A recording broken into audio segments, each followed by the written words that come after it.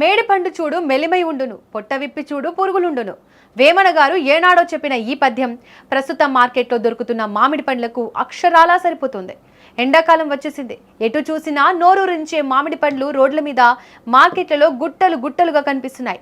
చూడగానే భలే పసుపు పచ్చగా మెరిసిపోతూ ఎప్పుడెప్పుడు తిందామా అనిపిస్తుంది. కానీ ఆ పసుపు రంగు వెనుక దాగున్న విషం గురించి మీకు తెలుసా? రంగు చూసి మురిసిపోయి కొంటే మీరు ఇంటికి తీసుకెళ్తున్నది మామిడి పండ్లను కాదు, రోగాలను. పండ్ల వ్యాపారుల ముసుగులో కొందరు కేటుగాళ్లు చేసిన అక్రమ దందా ఏంటి?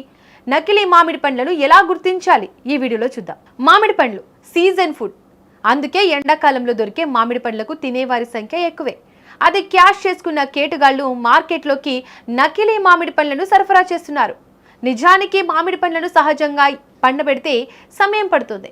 కానీ కాసులకు కక్కుర్తి పడిన కొందరు వ్యాపారులు షార్ట్ కట్ వెతుకుతున్నారు. పచ్చి కాయలను రాత్రికి రాత్రి పసుపు పచ్చగా మార్చేసేందుకు ప్రాణాంతకమైన రసాయనాలను వాడుతున్నారు.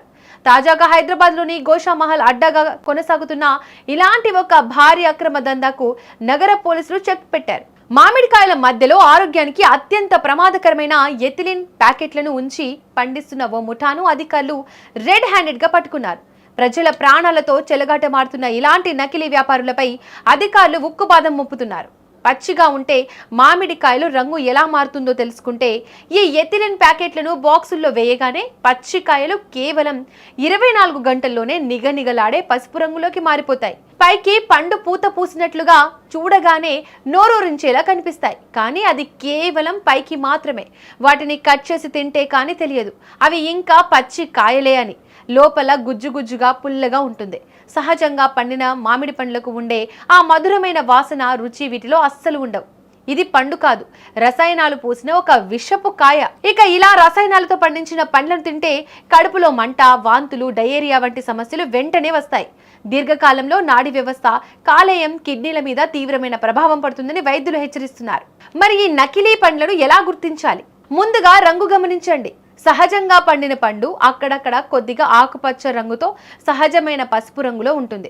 కానీ రసాయనాలతో పండిన పండు మొత్తం ఒకేలా పసుపు పచ్చగా లేదా తెల్లటి మచ్చలతో కనిపిస్తుంది.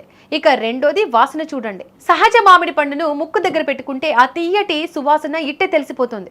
అదే ఎథిలిన్ వాడిన పండ్లకు ఎలాంటి వాసన ఉండదు లేదా ఘాటైన కెమికల్ వాసన వస్తుంది. ఇక మూడోది నీటి పరీక్ష.